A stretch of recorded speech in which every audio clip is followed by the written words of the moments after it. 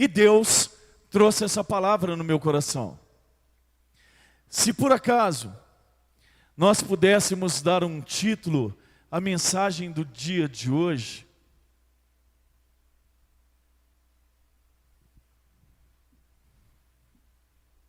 qual a sua identidade?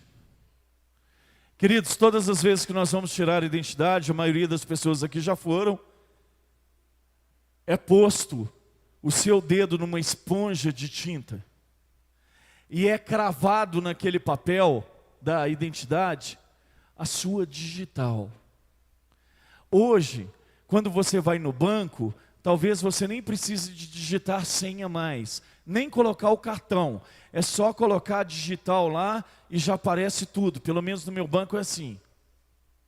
Só que se eu pegar a minha digital e ir lá no banco do Lucas, apesar de lá ter muito dinheiro, eu não vou sacar nada. Eu não vou conseguir sacar nada. Porque a digital dele é particular, intransferível, é dele. É dele. E eu quero que você entenda nessa noite que você tem uma identidade, mas eu não estou falando dessa identidade visível, do polegar, a marca do seu polegar, as linhas que o seu polegar deixa quando você molha na tinta e pressiona sobre o papel. Eu estou falando sobre uma identidade em Cristo Jesus. Romanos, carta de Paulo a Romanos, no capítulo 1, do versículo 16 ao versículo 17. Pois não me envergonho do Evangelho, porque é o poder de Deus para a salvação de todo aquele que crê, primeiro do judeu e também do grego, visto que a justiça de Deus se revela no Evangelho de fé em fé, como está escrito: o justo viverá pela fé. Amém? Pode colocar sua Bíblia no banco e pode aplaudir e glorificar o Senhor. Queridos, a maior crise que o ser humano do século 20 e do século 21 vive é a crise da identidade. É a maior crise e o maior problema que nós temos em toda a nossa sociedade, seja do mais alto escalão até o menor. Até o menor. Seja do menor até o mais alto escalão. É uma crise de identidade. E nós, como cristãos, na maioria das vezes, confundidos, desapercebidos e distraídos com o que nós chamamos de evangelho, criamos um evangelho segundo as nossas vontades, que é totalmente diferente do evangelho da graça de Jesus Cristo. Pastor, por que o senhor está dizendo isso? Queridos, eu estou dizendo isso porque nós, como cristãos, nós temos um desejo, e esse desejo é da nossa carne, está concernido na nossa alma, de nos apresentarmos, de parecermos, de sermos vistos, para que as pessoas entendam que nós somos, mas na maioria das vezes, não existe uma constância de posição, de palavra, de atitudes e de posicionamento durante a longa caminhada que é o Evangelho da Graça. Pastor, por que é chamado Evangelho da Graça e não Evangelho da Guerra? Queridos, porque o Evangelho da Graça, ele exclui a justiça do homem, ele exclui os apontamentos do homem, ele exclui aquilo que o homem chama que é justiça dele. E diz para o homem, ao invés de você usar a sua justiça, Usa, usufrui, dá do amor que eu tenho derramado sobre você. O Evangelho da Graça é diferente. Estar, ser visto, fazer, acontecer, estar num lugar de evidência, na maioria das vezes são coisas que têm, nos dias de hoje, tomado o lugar de Deus nas nossas vidas. E eu posso dizer isso desde a rede social até aquilo que nós fazemos dentro da casa de Deus. Por que o senhor está dizendo isso, pastor? Porque é uma verdade nos nossos dias, querido. Verdade nos nossos dias. Só que existe uma diferença entre dom e unção. Por quê, pastor? Porque dom é aquilo que nós recebemos como habilidade.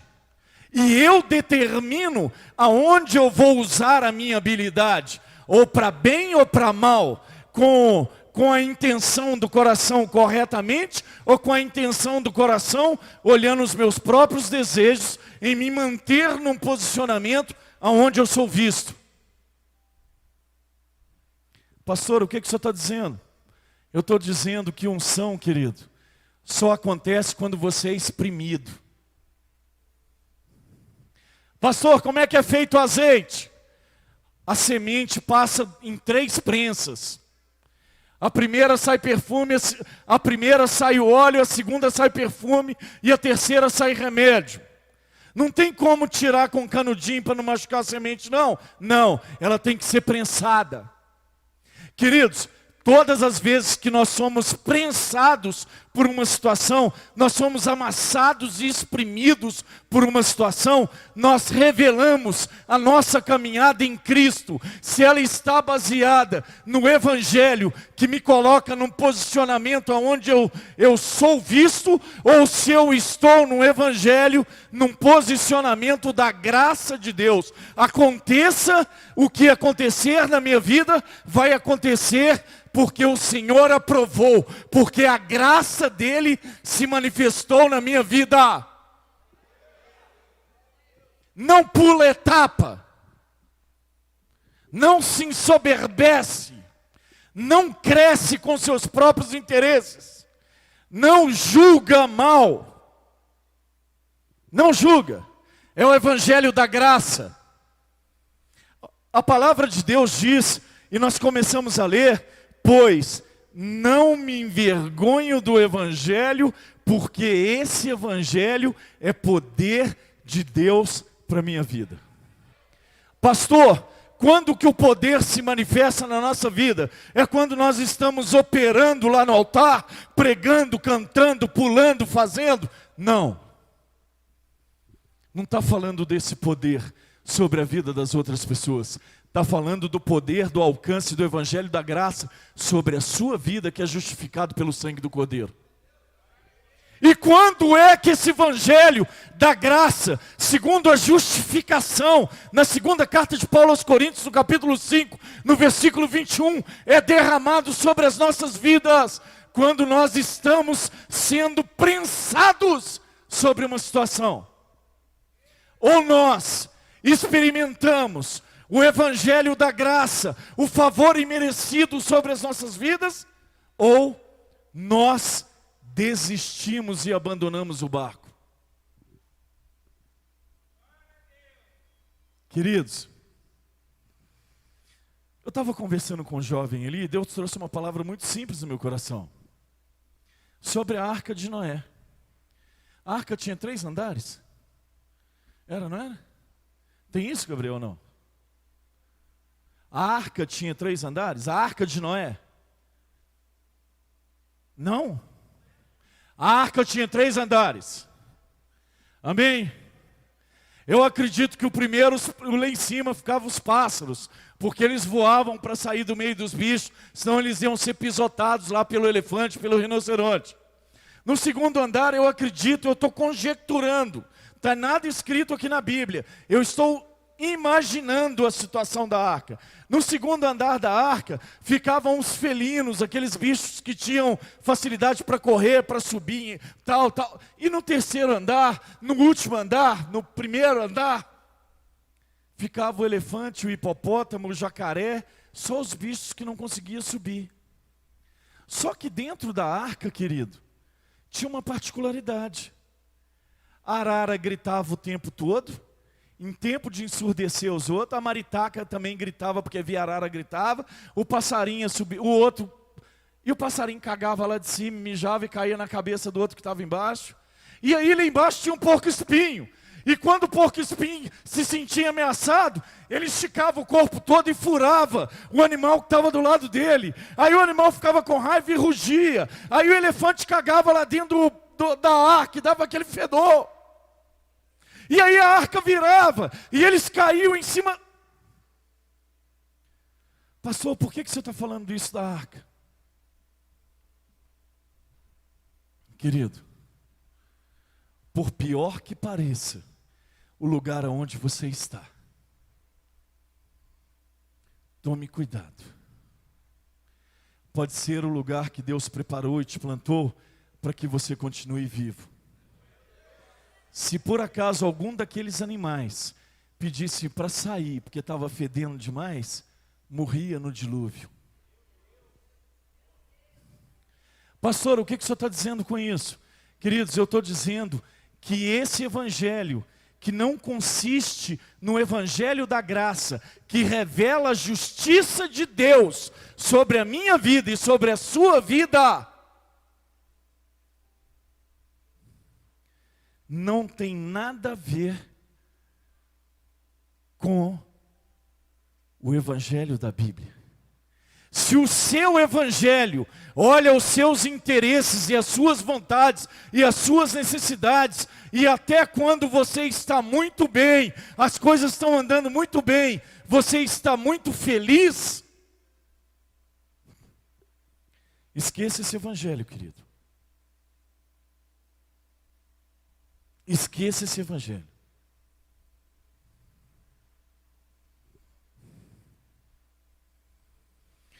É tão interessante a vida do homem, porque sobre um pretexto, ou debaixo ou em cima de um pretexto, de estar sob a lei, até as dificuldades de relacionamento com o Pai terreno são transferidas para o Pai celestial, como se o Pai celestial fosse o culpado das nossas implicações terrenas. O que o senhor está falando, pastor? Eu estou dizendo, querido, que quando nós não submetemos a nossa vida, o nosso espírito, a nossa alma, quando nós não procuramos cura e restauração em Deus, nós não aceitamos essa restauração de Deus, qualquer coisa que acontecer na nossa vida terrena, um dia vai interferir no nosso relacionamento com Deus, porque na verdade, o nosso relacionamento com Deus está baseado naquilo que os nossos olhos enxergam sobre essa terra, e está completamente desviado da visão que deveria ter.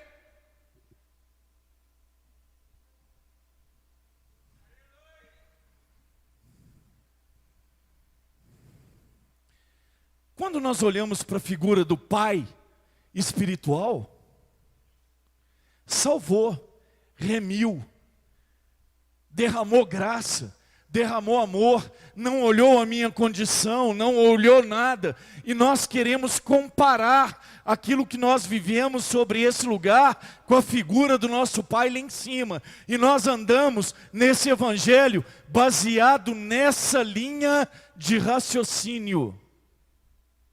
Deu ruim com o Pai, deu ruim com Deus.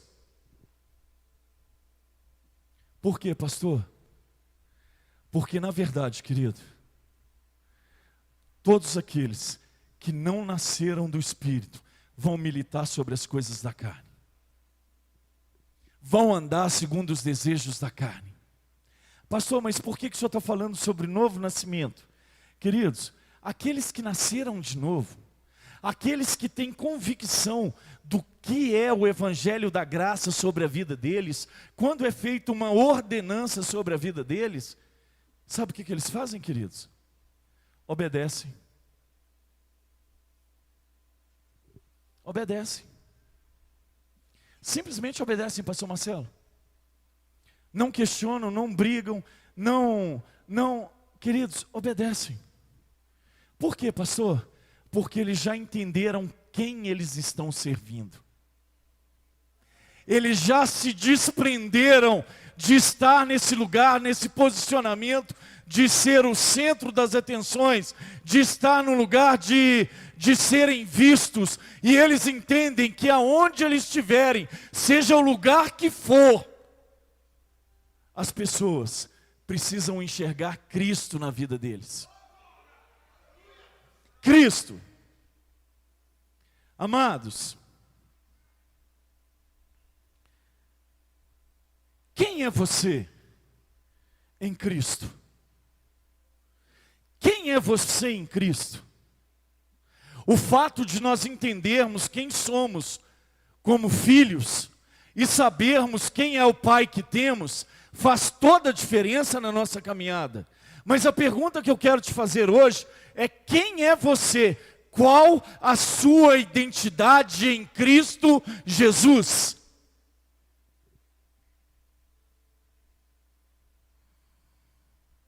Amados, é muito interessante o plano da justificação.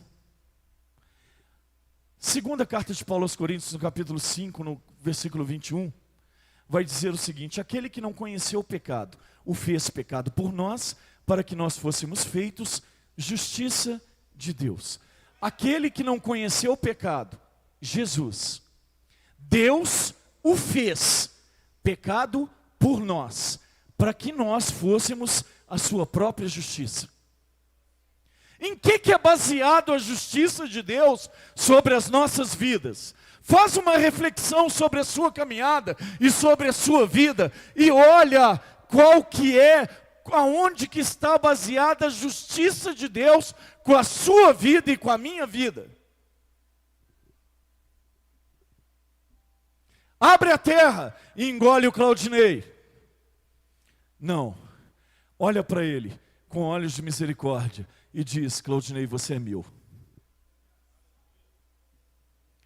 Olha para o Lucas e manda um raio do céu para partir ele no meio e queimar ele todinho. Não. O evangelho da graça consiste num favor que nós não merecemos.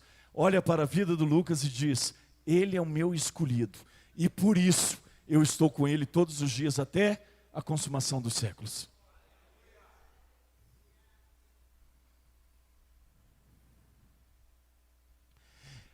Quando nós entendemos o plano de justificação de Deus, nós entendemos e compreendemos e descobrimos a nossa identidade em Cristo. Porque na verdade o plano de justificação de Deus chamou um homem chamado Abrão, e fez uma promessa para Abrão. Em cima dessa promessa, contou para ele alguns segredos. E diz: o evangelho que eu estou falando com você se chama Jesus.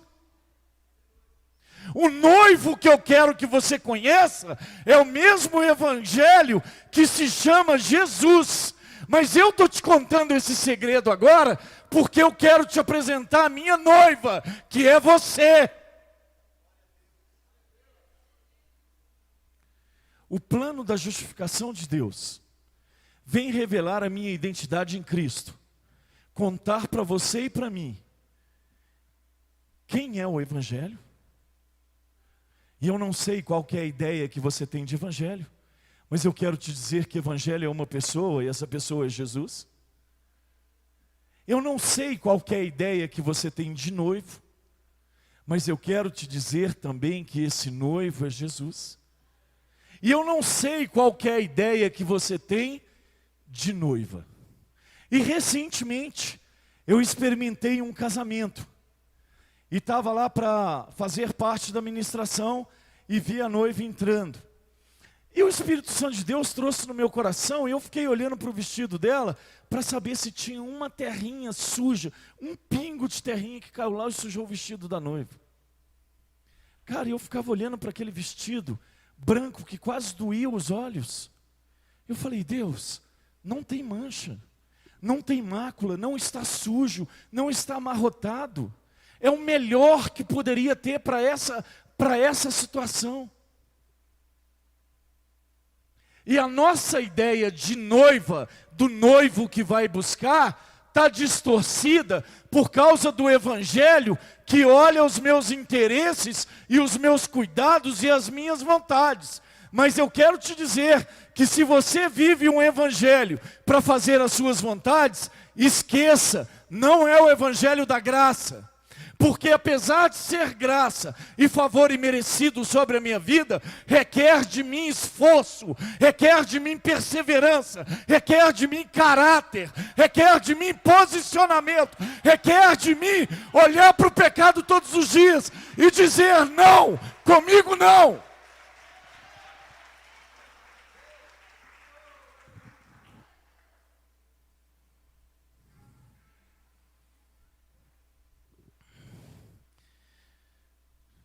Na carta de Paulo a Gálatas, no capítulo 3, no versículo 8, não precisa abrir, vai dizer o seguinte: Deus pregou para Abraão o Evangelho. E o Evangelho é Jesus.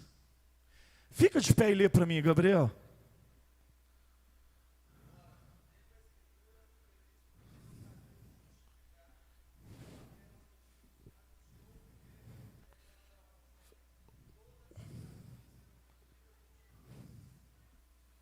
Amém, igreja? Pastor, por que você leu isso? Porque isso foi o entendimento que Deus me deu.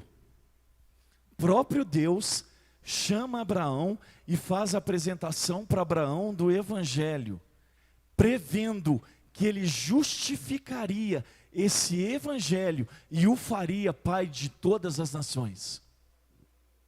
O que Deus estava dizendo? Deus estava dizendo que ele já estava prevendo que esse evangelho da graça seria o evangelho justificado por ele na minha vida e na sua vida, e que nós seríamos esse povo, essa multidão dada como herança a Abraão.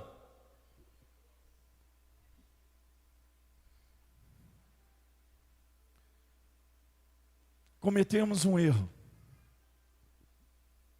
Ainda insistimos, achando que é pelas obras. Ainda insistimos, achando que é por merecimento.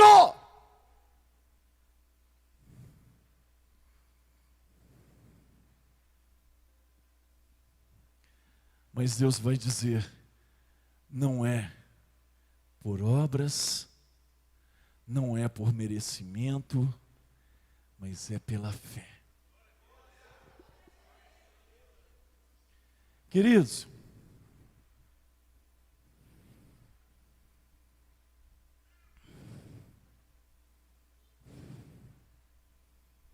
alguém tem que me salvar aqui. Amanda. Não, tá tudo ok. Tudo ok. Sou ótimo para computador, esse negócio.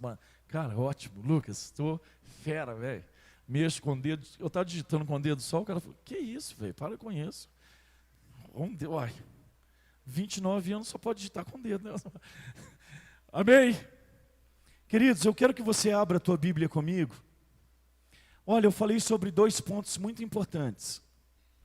Muito importantes. Que eu quero que você guarde no seu coração. O primeiro ponto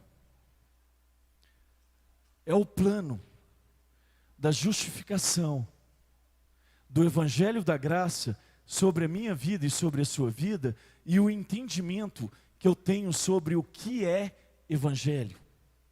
Amém, igreja? Números,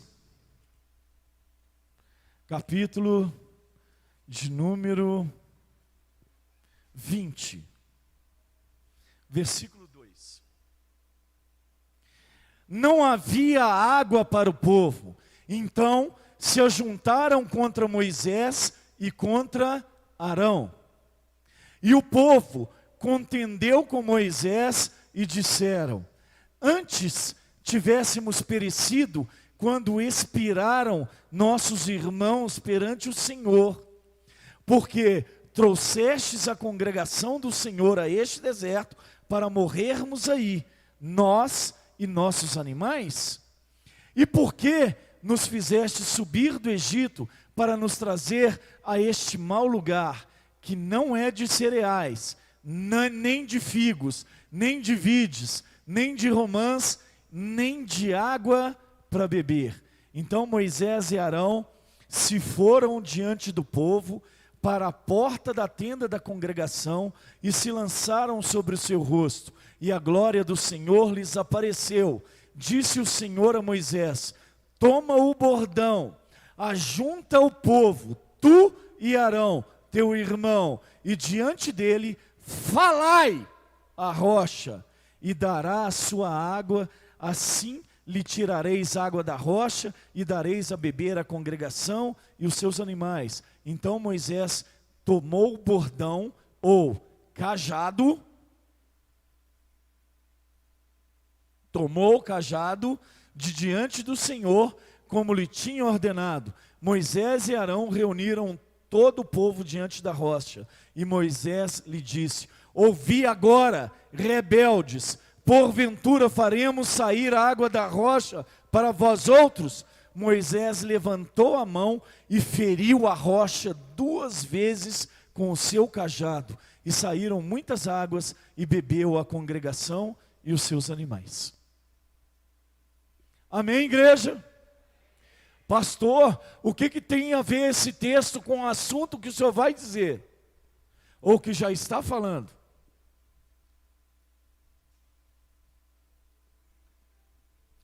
Todas as vezes que nós estamos no meio de uma congregação, nós fazemos parte de um ministério, nós estamos no meio de um povo, nós temos uma família, seja um grupo de amigos, seja um grupo de WhatsApp, seja um grupo de trabalho, um grupo de escola, seja qual for o lugar que você estiver, que exista convivência com outras pessoas.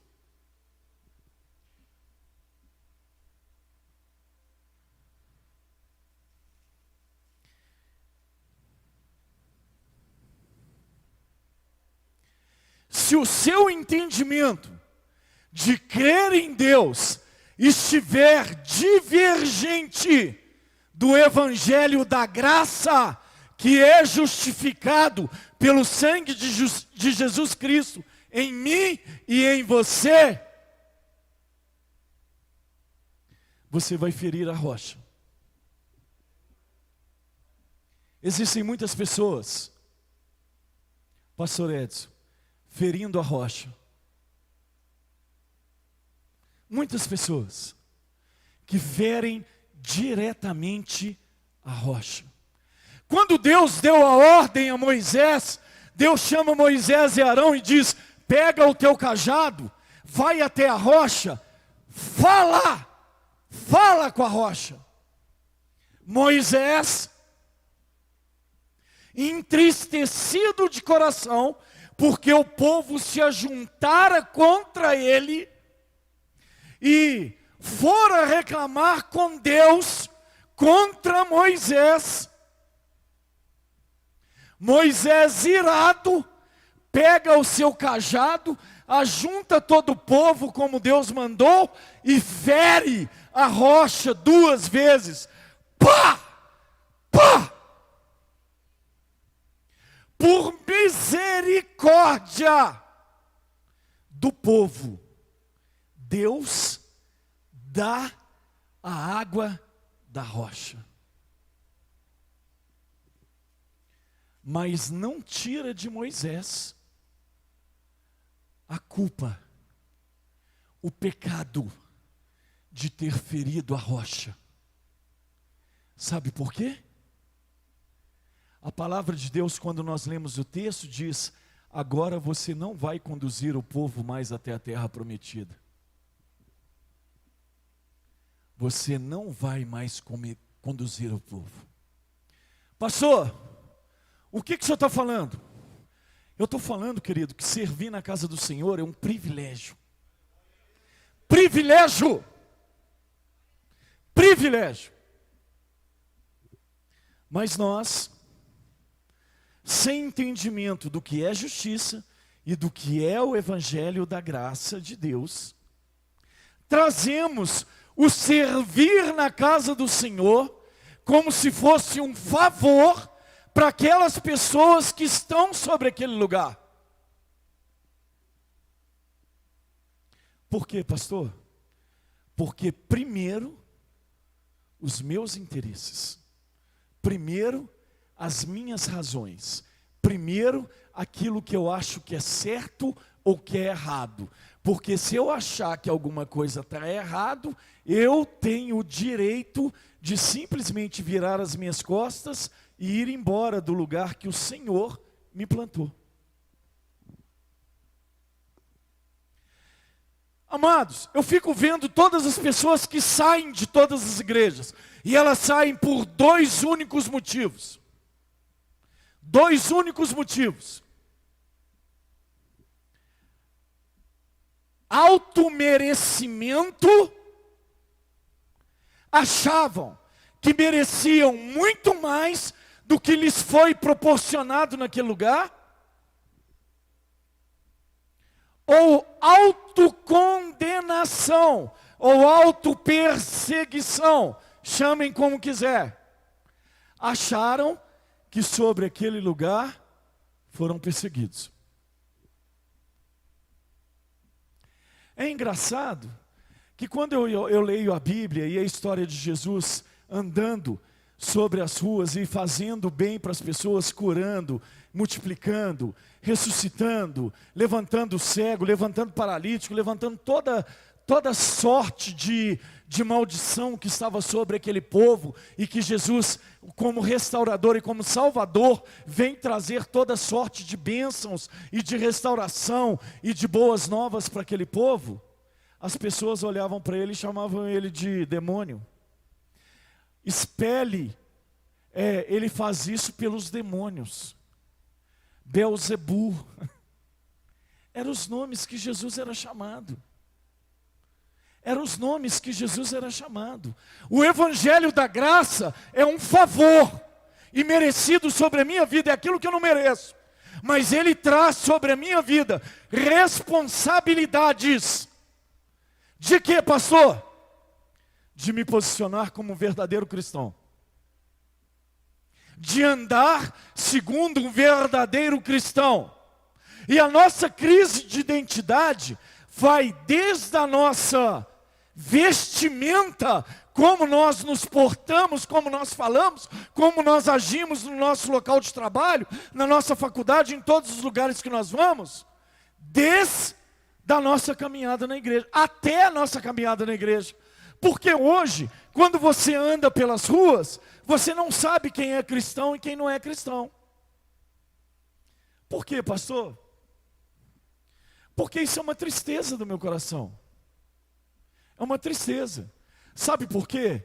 A identidade do cristão era para ele olhar para ele e falar assim: peraí, eu sou diferente. E eu tenho orgulho de ser diferente. E eu vou voltar no texto que nós lemos. Não me envergonho deste evangelho, porque este evangelho é poder de Deus para a minha vida. Amados, nós andamos pelas ruas e nós não sabemos quem é cristão ou quem não é. Pastor, quer um cara brigar comigo na rua? Ele aqui, eu acho que você não é crente não. Aí eu vou brigar com ele. Eu posso até me bater, eu não faço não, mas se você falar que eu não sou crente, eu bato nele. Queridos, a identidade é Cristo resplandecendo nas nossas atitudes, nas nossas palavras, na nossa conduta, no nosso andar, no nosso caminhar. Pastor, o senhor está falando que a gente tem que ser perfeito? Não, queridos, eu não estou falando que a gente tem que ser perfeito. Eu estou dizendo que a gente tem que andar, fazer o máximo de possível e impossível para ser diferente de todas as outras pessoas, porque nós temos uma identidade em Cristo.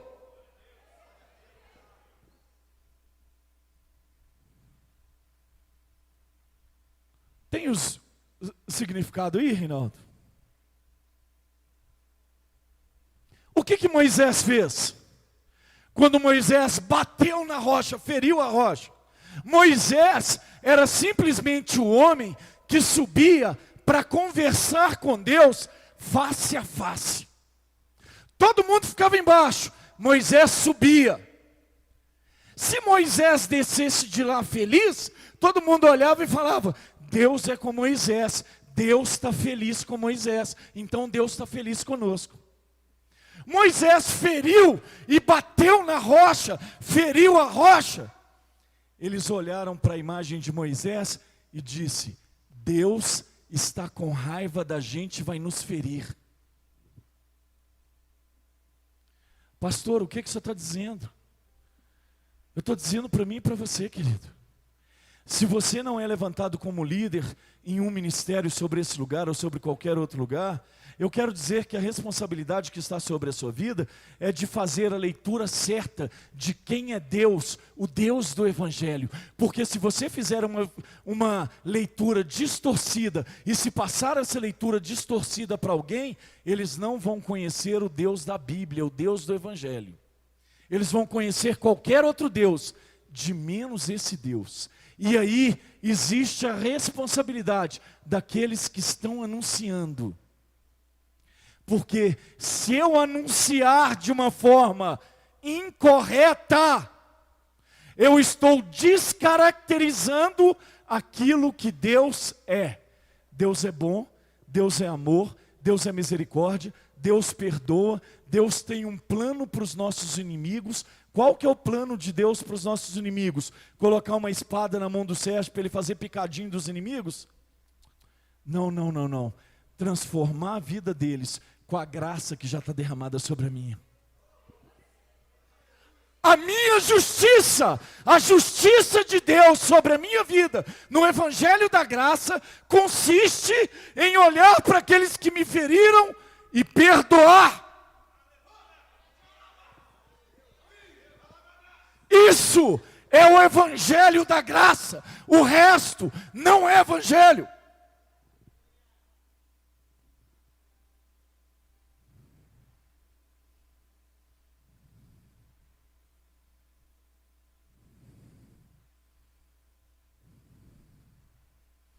Queridos,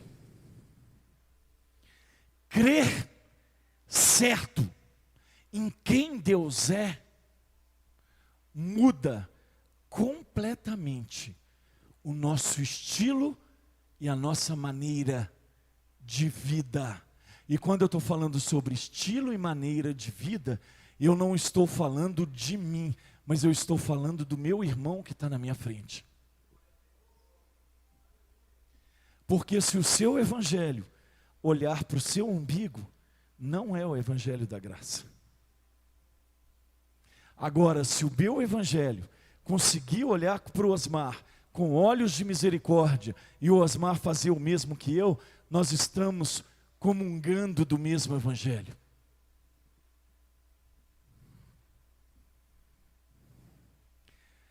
A maior desgraça, e eu quero falar o que é desgraça. Antigamente a gente ouvia essa palavra como se fosse um palavrão. Fala isso não, menino! Lá, quando eu era pequeno, lá em Babacena, era assim.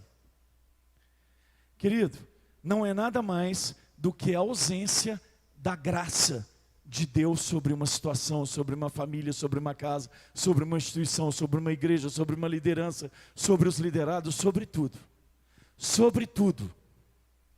E a maior desgraça que pode acontecer com um homem e com uma mulher de Deus é ter uma visão errada, fazer uma leitura errada de quem é Deus na vida dele e o que Deus quer fazer através da vida dele para a vida das outras pessoas. Sabe por quê? Imagina que eu chego aqui agora na hora de pregar, com uma escopeta debaixo do braço, e falo assim: Osmar, convoca todos os inimigos para estar no culto hoje, que eu vou fuzilar todo mundo aqui em cima do altar. Evangelho? O evangelho da graça, ele tem que causar em você o desejo de ser instrumento de transformação para aqueles que te perseguiram.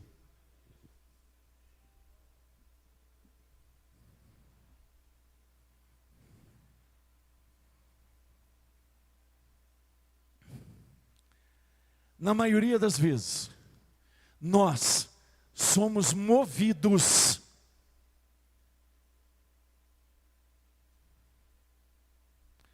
pelas nossas vontades e pelas nossas convicções, o que não retratam as verdades do evangelho da graça.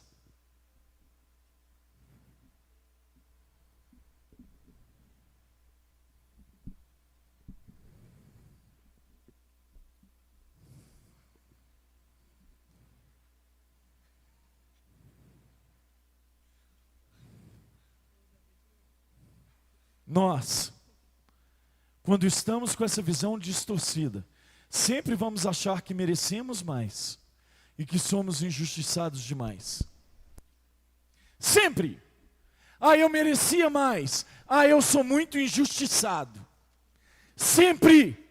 É os maiores motivos para nós desfalecermos na nossa caminhada. Ou achar que nós merecemos demais, ou achar que nós somos injustiçados demais. Mina as nossas forças, mina a nossa vontade de congregar, mina a nossa vontade de ajudar o irmão, mina a nossa vontade de confiar nas pessoas, mina a nossa vontade de ajudar as pessoas. Abre a sua Bíblia comigo, Salmos 23, versículo 5. Nós já estamos terminando, e eu quero que você já coloque de pé no seu lugar, para nós lermos esse versículo. Você pode colocar aqui, Reinaldo?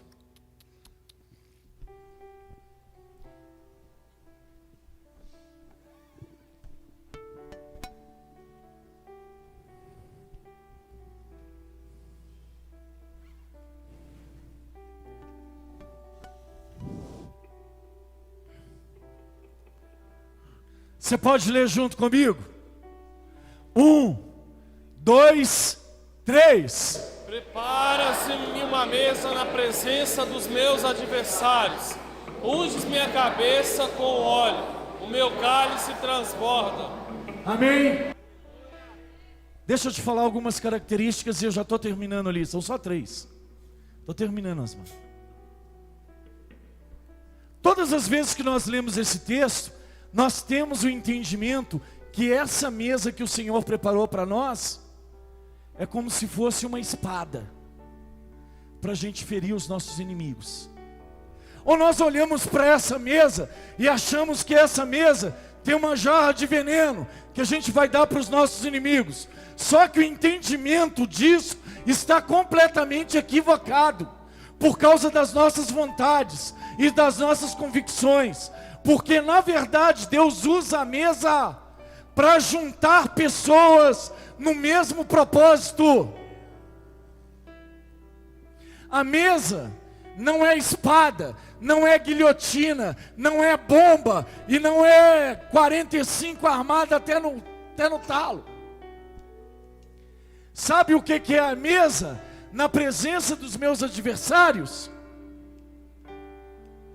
É a fidelidade de Deus com a minha vida, para eu permanecer de pé, seja qual for a luta que acontecer na minha vida, para que todos eles possam experimentar da mesma mesa que Deus preparou para mim, porque para esse óleo ser derramado sobre a minha cabeça, alguém já foi exprimido, alguém já foi amassado, alguém já foi triturado, e quem foi triturado foi Ele, para que esse óleo transbordasse sobre a minha cabeça. E esse óleo não é um óleo de guerra, não é uma mesa de guerra, não é jarra de veneno, não é uma arma, é um instrumento, é um utensílio que Deus está usando para colocar você como instrumento de restauração para a vida dessas pessoas que um dia não te entenderam e contenderam contigo. O Evangelho da Graça é capaz de olhar para dentro do meu coração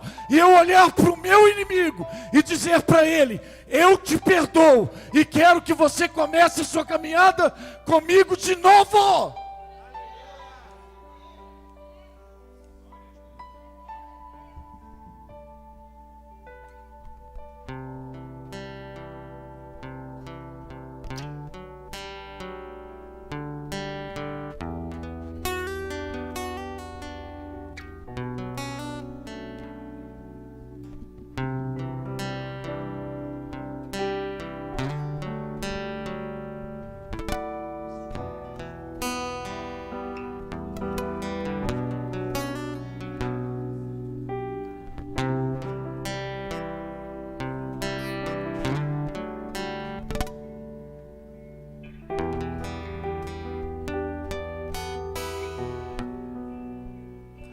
O meu orgulho me tirou do jardim, tua humildade colocou jardim em mim.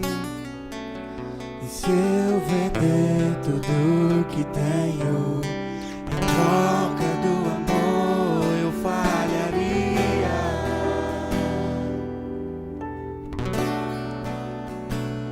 Pois o amor não se compra, nem se merece. O amor se ganha, de graça o recebe. Eu quero conhecer Jesus. Eu quero conhecer Jesus. Eu quero conhecer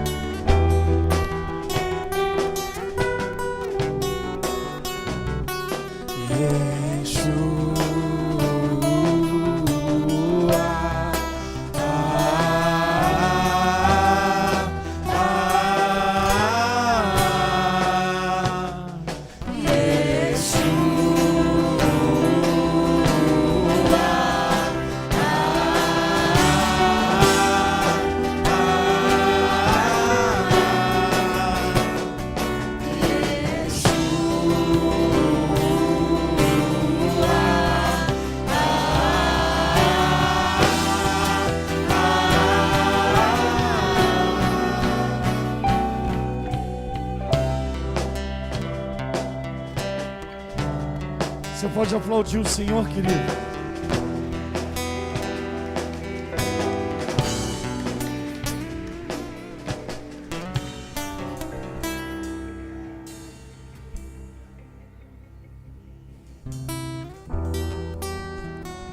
Enquanto eu estava preparando essa mensagem, querido, durante a semana, a minha oração para Deus era: Deus, faz o seu povo entender que eles não foram chamados para a morte, mas que eles foram chamados para ser instrumento de vida para as outras pessoas.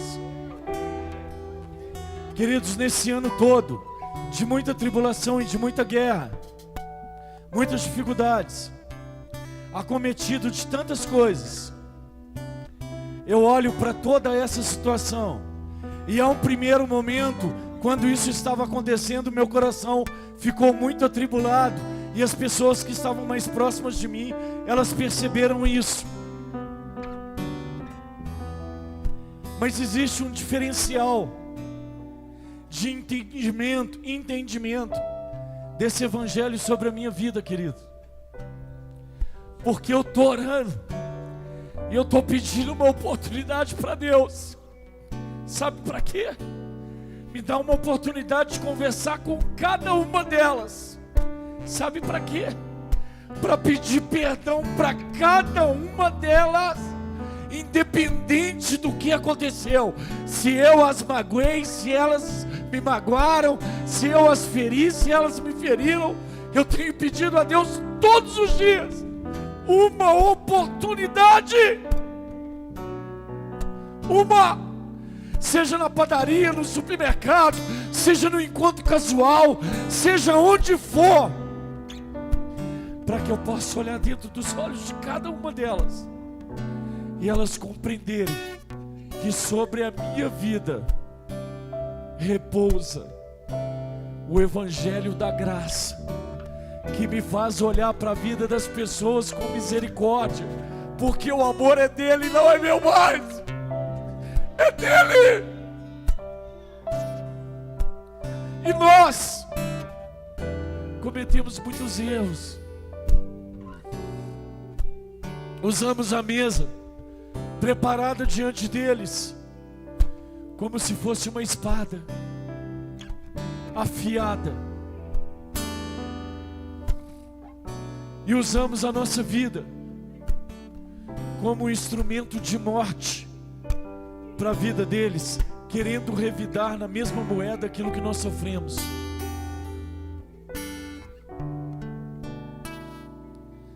E Deus me pegou essa semana, querido. E talvez você olhe para mim e você não entenda. Talvez você olhe para mim e fale: esse cara é um bobo.